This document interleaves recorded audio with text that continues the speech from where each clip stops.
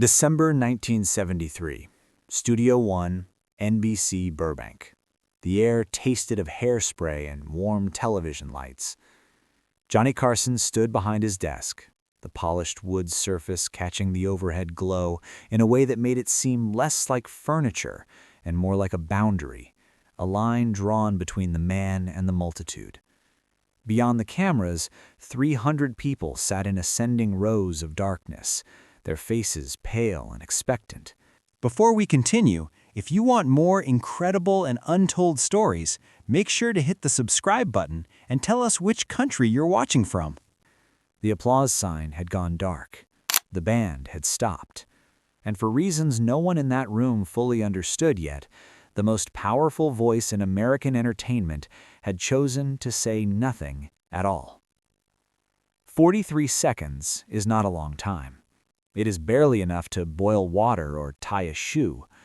But on live television, in front of 15 million households, 43 seconds becomes geological. It becomes a canyon. And on that winter night, Johnny Carson, who had spent over a decade teaching America how to laugh on schedule, used silence the way a conductor uses a rest, not as absence, but as emphasis. By the end of 1973, Johnny Carson was not merely a television host. He was a gatekeeper, a kingmaker, an arbiter of what middle America found funny, acceptable, or true.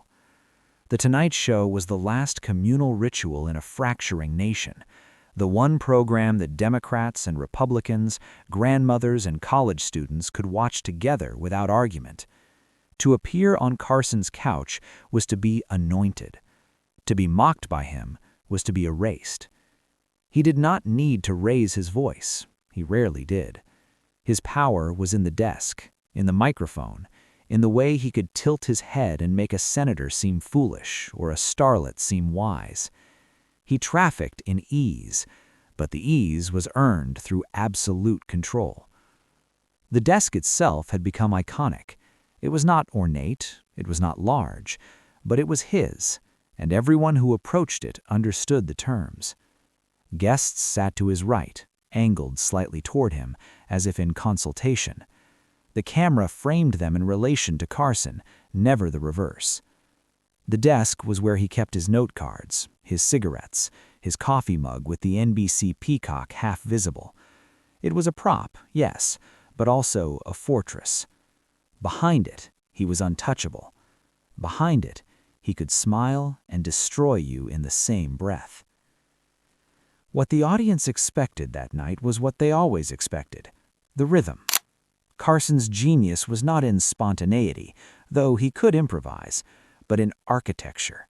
The monologue had a structure, the sketches had a tempo. Even his ad-libs followed an internal music.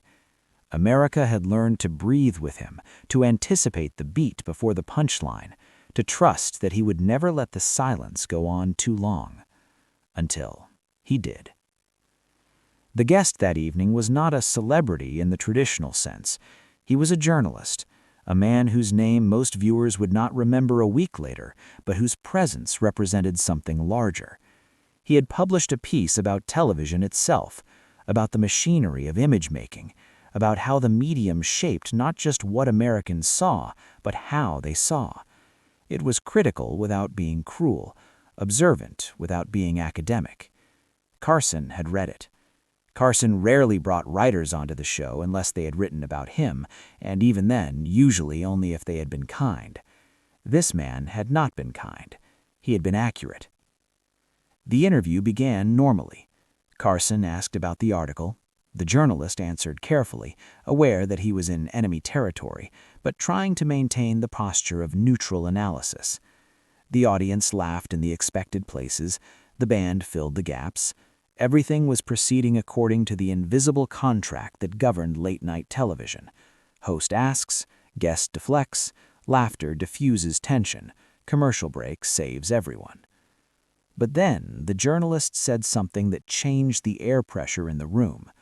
He suggested, gently, almost apologetically, that Carson's power was not entirely benevolent, that the appearance of ease on The Tonight Show was itself a form of control, and control, even when wielded with charm, was still control.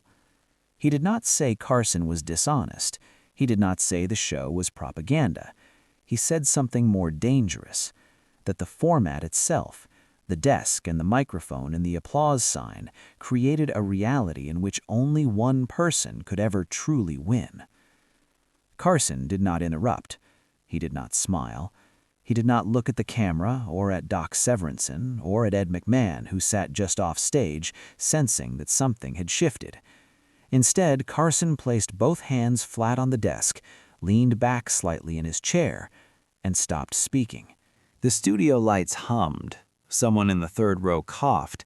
The red light on camera 2 stayed fixed on Carson's face, which had not hardened into anger, but had instead become neutral, blank in a way that felt archaeological, as if all performance had been stripped away and only the skeleton of attention remained. The journalist tried to continue. He began a sentence, something about not meaning to offend, but his voice sounded thin without the scaffolding of Carson's reactions. He stopped mid-phrase. The audience did not laugh because there was nothing to laugh at, and they did not applaud because no cue had been given. The band did not play because no one had signaled them. The silence was not hostile. It was not even uncomfortable in the usual sense. It was something rarer. It was true. For 43 seconds, the machinery of television stopped pretending, and everyone watching, whether in the studio or in their living rooms, understood that they were not watching a show. They were watching a man decide whether to forgive. Fred de Cordova, the show's producer, stood in the control booth with his arms crossed, watching the monitors. He had worked with Carson for years, had learned to read his moods the way a sailor reads water. He knew that Carson could hold a pause longer than anyone else in the business, that he used silence the way other hosts used volume. But this was different. This was not a pause for effect. This was a test, and de Cordova was not sure who was being tested, the guest, the audience, or Carson himself. He did not call for a commercial. He did not send a note to the floor manager. He waited, because that was what Carson was doing, and the show had long ago learned to follow Carson's lead, even into discomfort. In homes across the country, viewers sat forward on their couches. Some thought their television had broken. Others assumed a technical failure, a lost audio feed. But most understood, on some instinctual level, that they were witnessing something rare, the exposure of the frame. Television worked because it moved, because it filled every gap with noise or music or motion. The Tonight Show worked because Carson never let the machinery show. But now it was showing, and the effect was not chaos, it was clarity. The desk in that moment became more than wood and laminate. It became a symbol of every unspoken rule that governed public life in America. It represented the bargain between entertainer and audience, the agreement that we would all pretend together, that the jokes were spontaneous, that the guests were candid, that the host was just a friendly Midwesterner who happened to be very good at talking. But the silence revealed what everyone already knew and no one wanted to say, that Johnny Carson was not friendly. He was professional, and professionalism at that level was a form of dominance so complete it did not need to announce itself. When Carson finally spoke, his voice was quiet. He did not smile. He thanked the journalist for his perspective, in a tone that made clear the thanks were not genuine but were being offered anyway, as a courtesy. He turned to the camera, made a small joke about the awkwardness, and the audience, desperate for release, laughed too hard. The band played, the show moved on, but something had been said without words, and everyone who watched understood it, that Johnny Carson could take away the very thing that made television work, momentum, and the show would not collapse, it would sharpen. The journalist did not appear on television again for many years. He continued to write, and his career was not destroyed, but he was not invited back, not to Carson, and not to most of the other programs that mattered. The industry had seen what happened when you named the mechanism, and it chose to look away.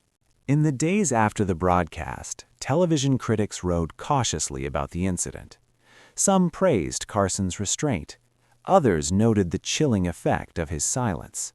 But most focused on what had not been said, on the way Carson had used the tools of his medium, time, attention, stillness, to assert a kind of authority that did not need to be loud. The Tonight Show was not just entertainment, it was a demonstration of power, and the demonstration was most effective when it was calm. The desk remained. It would stay with Carson through his final broadcast in 1992, a constant in a medium defined by change. Guests would sit beside it, lean on it, tap their fingers nervously against its edge. Carson would rest his chin on his hand, his elbow on its surface, and look at them with that expression of mild curiosity that could curdle into judgment if they misspoke. The desk was not neutral, it was his. What the 43 seconds revealed, what no amount of scripted comedy could obscure, was that trust in American public life was not a given, it was performed, and the performance required a master. Carson had spent years building a persona of effortless likability, of the decent man who could laugh at himself and others without cruelty. But beneath that persona was a structure, and the structure was rigid. The silence was a reminder that the ease was an illusion, and the illusion only worked because Carson never broke character. When he did, even for less than a minute, the audience saw the truth, that the man behind the desk was not their friend. He was their host, and hosting was a form of control. Television, in the early 1970s, was still the center of American consciousness. There were 3 networks, and they dictated not just what people watched, but when they watched it, how they talked about it, what they remembered. The Tonight Show was the last thing millions of Americans saw before sleep, the final voice in their homes. Carson's face was more familiar than most neighbors. His rhythms shaped the national sense of timing. When he paused, the country paused. When he laughed, the country laughed. And when he went silent, the country learned that silence could be a sentence. Years later, Carson would reflect on that night in an interview, though he did not name the guest or provide many details. He said only that there were moments when television stopped being a performance and became a confrontation, and that those moments were necessary. He did not apologize. He did not explain further. He had learned, long before, that the less you said, the more people filled in the gaps with their own fears. The envelope, the curtain, the applause sign, these were the tools of the trade, the devices that turned chaos into structure. But the most powerful tool was always the desk, because it was the only thing that did not move. Guests came and went, bands changed, producers retired, but the desk remained, and behind it, Carson remained, night after night, year after year, until he decided he was finished. When The Tonight Show finally ended in 1992, the desk was retired with him. It was not auctioned. It was not donated to a museum.